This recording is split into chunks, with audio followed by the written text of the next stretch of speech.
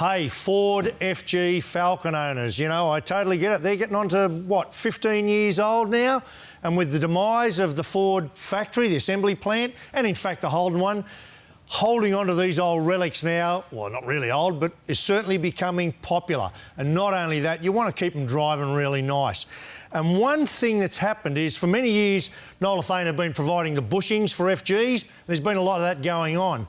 But since they started making these control arm kits with the bushings pre-installed in the arms, they've really taken off. So what people are doing now is, if they're underneath there, they think, I'm not replacing one, I'm going to do the whole front end or the rear end. So you can see here, you know, upper and lowers, radius arms, all there, and even the rear kits, all the arms you're going to need and some of the associated bushings. So if you've got an FG Falcon and you want to preserve its drivability, because trust me, some of those XR6s and XR8s were great, well, what a great way to do it. Nolathane complete arm kits, front or rear, for your FG Falcon.